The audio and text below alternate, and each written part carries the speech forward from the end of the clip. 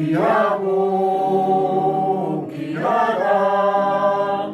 우리 어머니가 들려주시던 재미있게 듣던 말 이 책 중에 있으니 이 성경 심히 사랑합니다. 옛날 용맹스럽던 다니엘의 경험과 유대 임금 다윗왕의 역사와 주의 선지 엘리야 바람 타고 하늘에 올라가던 일을 기억합니다. 귀하고 귀하다. 우리 어머니가 들려주시던 재미있게 듣던 말 이 책 중에 있으니 이 성경 심히 사랑합니다. 예수 세상 계실 때 많은 고난 당하고 십자가에 달려 죽임 당하니 어머니가 읽으며 눈물 많이 흘린 것 지금까지 내가 기억합니다. 귀하고 귀하다. 우리 어머니가 들려주시던 재미있게 듣던 말 이 책 중에 있으니 이 성경 심히 사랑합니다. 그때 일은 지나고 나의 무대가 나고 어머니의 말씀 기억하면서 나도 시시 때때로 성경 말씀 읽으며 주의 뜻을 따라 살려 합니다. 귀하고 귀하다. 우리 어머니가 들려주시던 재미있게 듣던 말 이 책 중에 있으니 이 성경 심히 사랑합니다. 하나님께서 오늘 주일 아침 우리에게 주신 말씀은 출애굽기 14장 14절 말씀입니다. 한 목소리로 봉독하시겠습니다. 시작. 여호와께서 너희를 위하여 싸우시리니 너희는 가만히 있을지니라. 아멘. 모세와 이스라엘 백성들은 6월절 어린 양의 피를 통해서 출애굽을 했습니다. 그런데 어려움이 그것으로 끝나지 않았습니다. 홍해바다가 또 이스라엘 백성들을 기다리고 있었습니다. 하나님께서 홍해바다 앞에서 또 명령하십니다.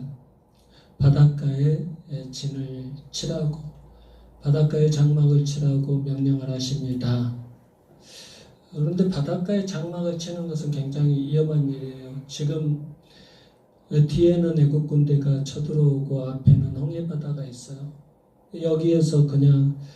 여기에서 진영을 갖추고 장막을 치고 있으면 이스라엘 백성들은 어떻게 되는 것입니까?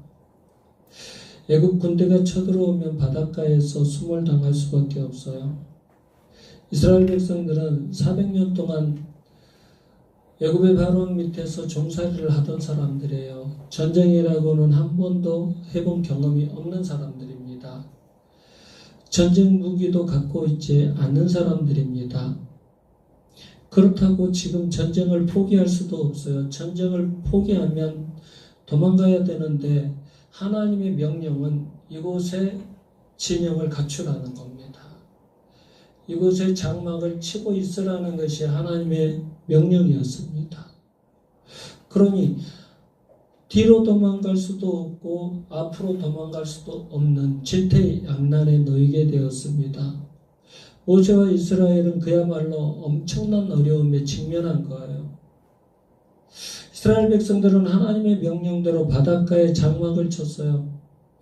그런데 지금 애굽의 군대가 뒤에서 추격해오고 있습니다. 이때 모세는 이 어려움을 어떻게 극복했을까요? 이런 상황에서 우리는 누구를 바라봐야 되나요? 하나님을 바라봐야죠.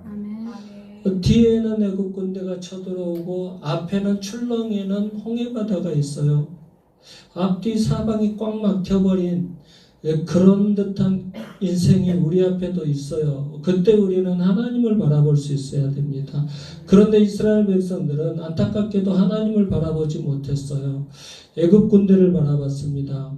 바라왕을 바라봤습니다. 출렁이는 홍해바다를 바라봤습니다.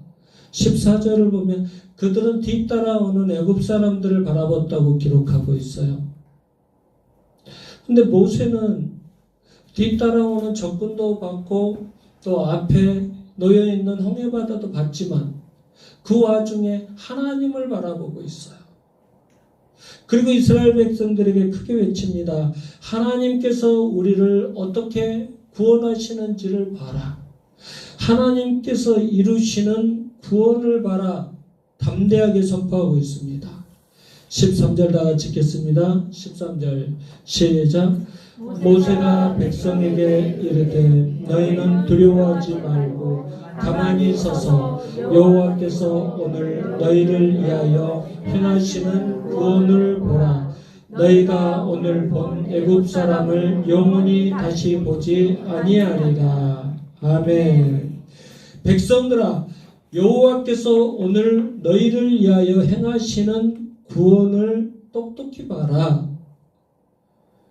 어떻게 이렇게 담대하게 선포할 수 있을까요? 하나님을 바라봤기 때문에 이렇게 하나님을 온전히 믿고 신뢰하는 선포를 할 수 있는 거죠. 하나님을 바라보시기 바랍니다. 하나님을 바라봐야 돼요. 하나님을 바라봐야 하나님을 신뢰할 수 있어요. 하나님을 바라봐야 하나님을 믿고 의지하는 기도를 할 수 있어요. 인생은 무엇을 바라보고 사느냐에 따라서 결정이 돼요. 우리가 바라보는 것에 우리는 영향을 받고 살 수밖에 없어요. 근데 우리는 누구나 다 위급한 상황을 만나죠. 문제가 없는 사람이 어디 있어요? 왜 나만 겪는 고난이냐고 막 사람들 이렇게 말하는데 자꾸 그렇게 말하지 마세요.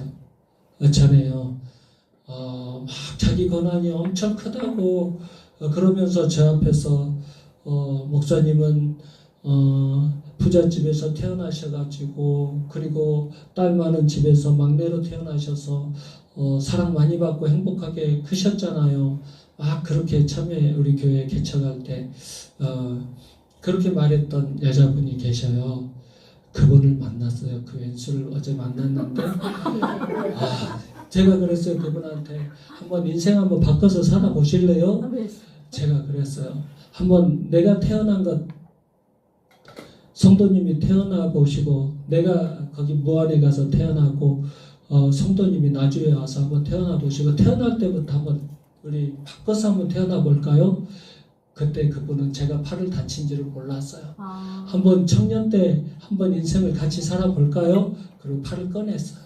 꺼내고 한번 팔 다친 인생 한번 살아보실래요? 제가 그랬어요. 그 원수를 어저께 롯데마트에서 만났는데 어떻게 얼굴을 어떻게 할 수가 없어. 빨리 얘기하지 말고 지나가라. 아무 말하지 말고 지나가라 하는데 계속 얘기하려고 해요. 그래요. 그러니까 여러분들 왜 나만 이런 인생 겪냐고 하지 마세요. 저 솔직히 말해서 오늘 어버이 주일인데 어버이 주일 설교를 준비해야 되잖아요. 못하겠더라고요. 홀로 계신 분들이 너무나 많으니까 어버이가 안 돼 보신 분들도 계시고 나는 가정의 달이 제일 힘들어요. 솔직히 말해서 우리 교회는 나는 가정의 달 보내기가 제일 힘들어요. 어린이도 없지 어버이도 없지 싱글이신 분이 너무나 많으니까 어떻게 위로를 해줄까? 위로를 해드려야 되는데 그런데 그 대상이 되지 않으니까 어제 고민하다 문자 만든 게 그거예요. 싱글의 날 좀 만들었으면 좋겠다. 싱글의 날 예배를 드리면 너무너무 축하하면서 행복하게 예배를 드릴 수 있을 텐데 정부에다 싱글의 날 만들어 달라고 정말 그러잖아요. 우리 싱글들이요 우리나라가 지금 1인 가구가 36%래요. 어마어마한 거예요. 그러면 싱글의 날이 만들어져야 되는 겁니다. 여러분 다 위급한 상황이 있고 다 문제가 있어요. 어느 누구나 있어요. 그때 누가 하나님을 볼 수 있느냐? 그때 누가 하나님을 바라볼 수 있느냐? 그것이 문제예요. 그때 하나님을 바라볼 수 있어야 돼요. 지금 이스라엘 백성들도 모세도 다 홍해바다라는 엄청난 문제 앞에 있어요. 지금 이스라엘 백성들도 모세도 뒤에서 추격해오는 바로와 애국 군대를 다 바라보고 있어요. 똑같은 문제 앞에 있어요. 그런데 모세는 그런 것들만 보지 않았어요. 하나님을 바라봤어요. 그 상황 속에서도 하나님을 바라봤기 때문에 두려워하지 않았던 것입니다. 아멘. 그 상황 속에서도 전지전능하신 하나님을 바라봤기 때문에 두려워하지 않을 수 있었던 거예요. 그 상황 속에서도 10가지 재앙을 내리시면서 기적으로 애국군들을 물리쳐 주시는, 앞으로 또 그렇게 해주실 것이다. 우리 하나님께서 나와 우리 백성들을 구원해 주실 거야, 살려 주실 거야. 하나님을 바라봤기 때문에 모세는 담대하게 백성들에게 외칠 수 있었던 겁니다. 14절 보겠습니다. 14절 시작. 여호와께서 너희를 위하여 싸우시리니 너희는 가만히 있을지니라. 아멘. 어려움 당하면요, 누구나 두려워해요. 두려움이 밀려옵니다. 이스라엘 백성들도 두려워했다고 했어요. 10절 하반절 보면 이스라엘 자손이 심히 두려워하여 여호와께 부르짖었다고 했어요. 이스라엘 백성들 하나님을 섬기는 사람들이에요. 모두 다 하나님을 섬기는 사람들이에요. 이스라엘 백성들은 지금도 자신들만 하나님을 섬긴다고 자랑하고 다니는 사람들이고 자기들만 하나님의 선민이라고 자랑하는 사람들이에요. 그런데 안타까운 것은 오늘 본문에서 이스라엘 백성들이 부르짖었다고 했는데 이들의 부르짖음 속에는 하나님을 믿는 믿음이 하나도 없어요. 왜 그럴까요? 두려움이 너무나 컸기 때문에 그래요.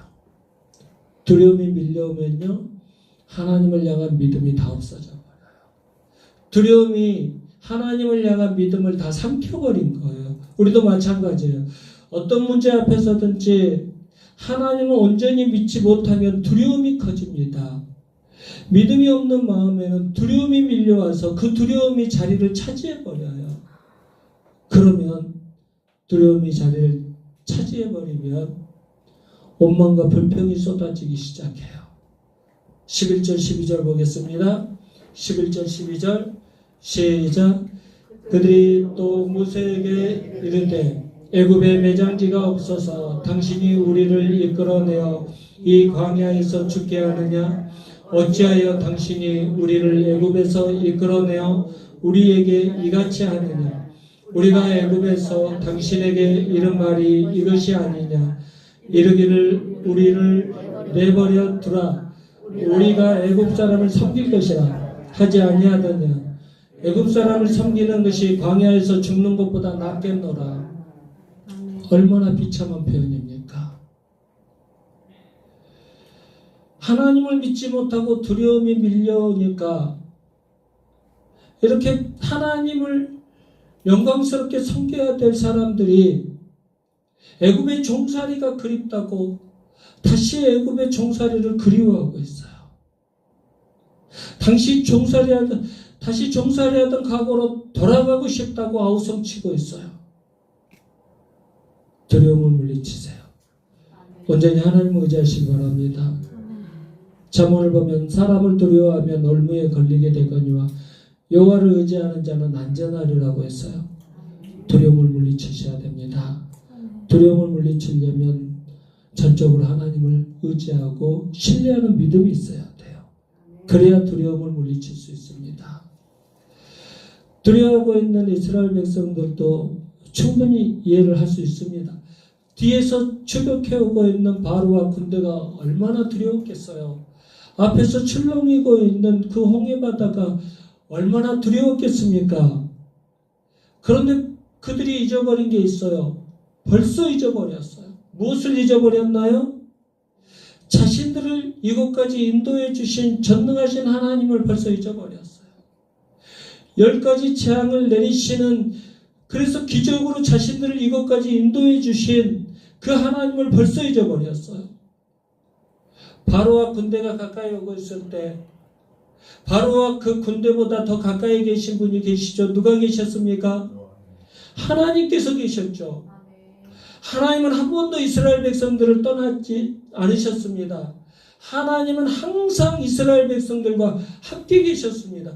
그런데 이스라엘 백성들은 두려움 때문에 그 하나님을 잊어버렸어요.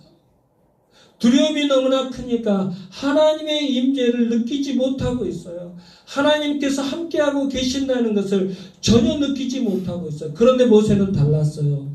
하나님께서 함께하고 계신다는 것을 알고 있었어요. 하나님의 임재를 느끼고 있어요. 바로 자기 옆에 자기 백성들을 지키고 계시는 하나님을 보고 있어요.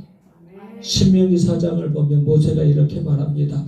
우리의 하나님 여호와께서 우리가 그에게 기도할 때마다 우리에게 가까이 하심과 같이 그 신이 가까이함을 얻은 큰 나라가 어디 있느냐. 모세는 기도할 때마다 하나님께서 가까이 임하셨다고 고백하고 있습니다. 여러분, 우리가요 두려워하면서 소리 질러 보세요. 두려워하면서 떨면서 급하다고 소리 질러 보세요. 하나님은 절대 서두르지 않으십니다. 하나님, 뒤에서 애국 군대가 쳐들어오고 있습니다. 빨리 이 문제 해결해 주세요. 하나님, 앞에 홍해바다가 놓여 있습니다. 빨리 홍해바다를 갈라주세요. 소리 질러도 하나님은 서두르지 않으십니다. 21절을 보면 모세가 바다 위로 손을 내미니까 21절 한번 보세요. 21절 다 같이 한번 읽겠습니다. 시작. 모세가 바다 위로 손을 내밀어 여호와께서 큰 동풍이 밤새도록 바닷물을 흘러가게 하시니 물이 갈라져 바다가 마른 땅이 된다. 아멘. 여러분, 우리가 홍해바다 갈라진 사건을 영화 같은 데서 봤잖아요. 그때 어땠어요? 모세가 지팡이를 딱 대니까 그냥 쫙 갈라진 그런 장면으로 우리가 보잖아요. 그런데 정말 그랬습니까? 하나님께서 그렇게 막 갑작스럽게 놀라운 막 방법으로 쫙 가르치나요? 21절에 뭐라고 했어요? 모세가 바다 위로 손을 내미니까 하나님께서 밤새도록 큰 동풍으로 바닷물을 물러가게 하셔서 바다가 갈라지게 하셨다. 그렇죠? 하나님께서 큰 동풍을 불게 하셔가지고 밤새도록 갈라지게 하셨다. 밤새도록. 하나님께서 시간을 끌면서 바다를 갈라주셨다는 겁니다. 무엇을 할 수 있나요? 우리의 신앙은 인내를 통해서 자란다는 것을 알 수 있어요. 하나님은 우리가 어려움을 얼마나 빨리 극복하느냐에 관심이 없으세요. 하나님은 우리가 이런 어려움들을 극복하면서 신앙이 얼마나 잘 성숙하느냐에 관심이 있으세요. 그래서 하나님의 인도하심은 잠잠히 기다리는 사람에게 임하는 겁니다. 하나님의 음성도 마찬가지입니다. 잠잠히 기다리면서 잔잔하게 고요하게 만들어지는 그 마음 속에 하나님의 음성이 들리는 거예요. 시끌시끌한 마음에 하나님의 음성이 들릴 리가 없어요.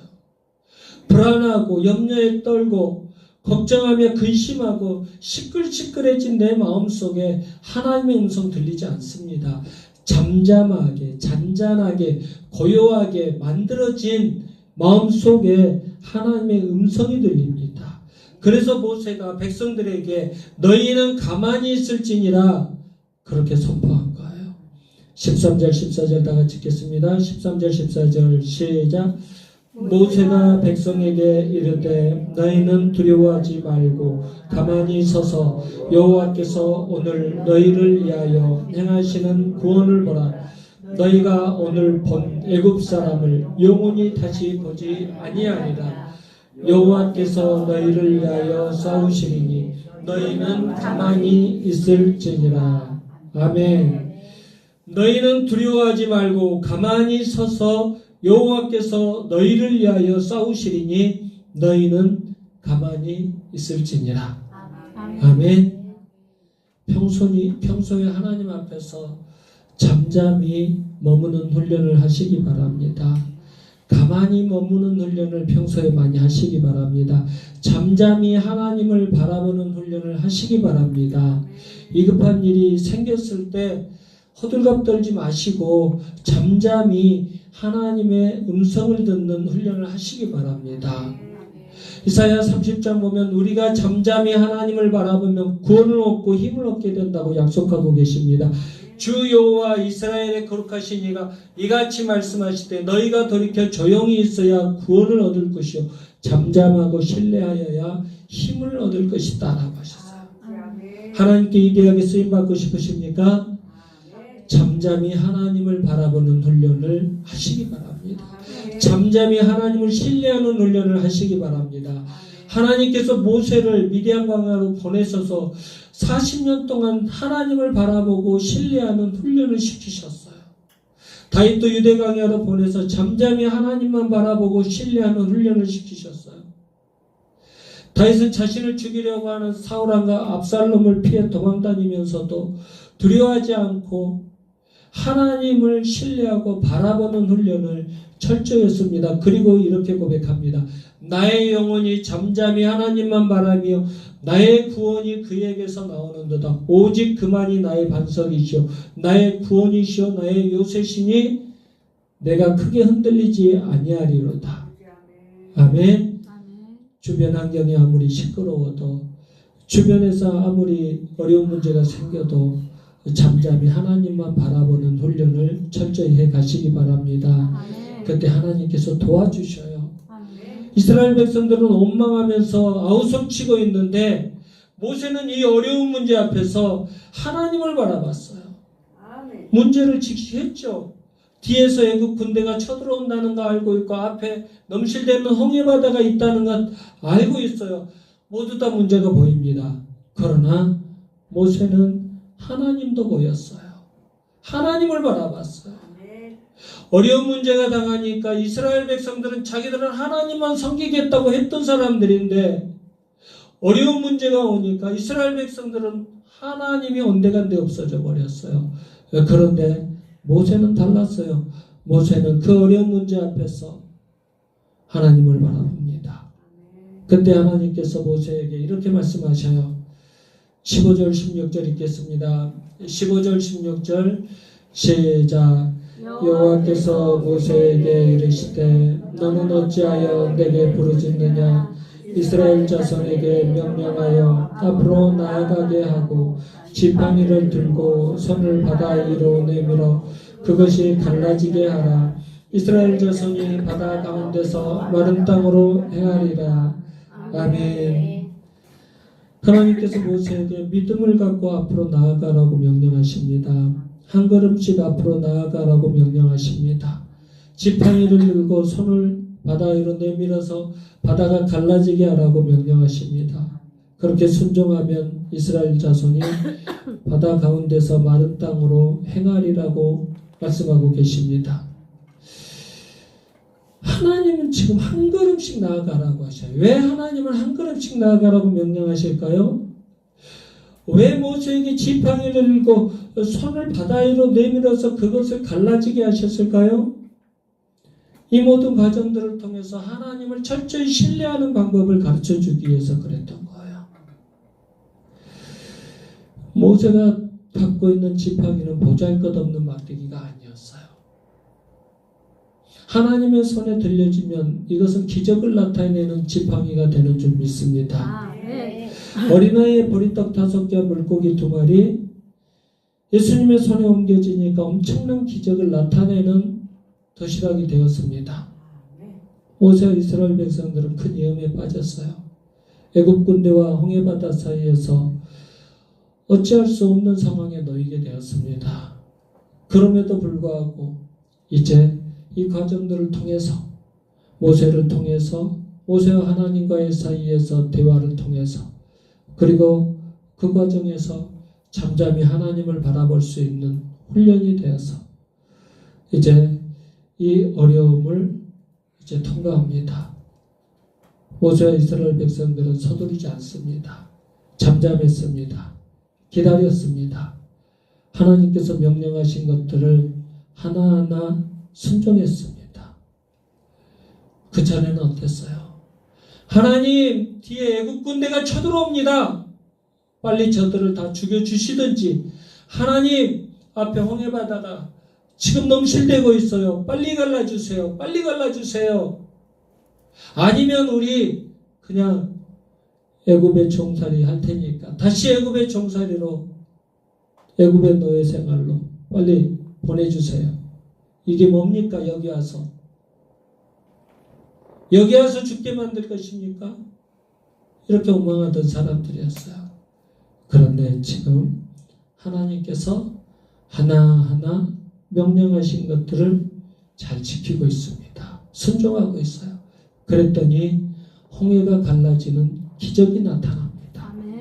홍해가 갈라지고 자신들을 무사히 건너고 바로와 애굽 군대는 홍해에 모두 다 수장되어서 죽고 말았습니다.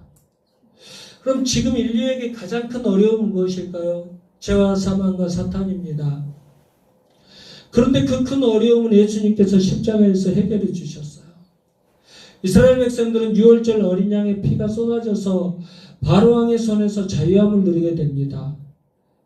바로는요, 영적으로 보면 사탄을 상징해요. 사탄은 인간을 죄의 노예로 만들어버려요.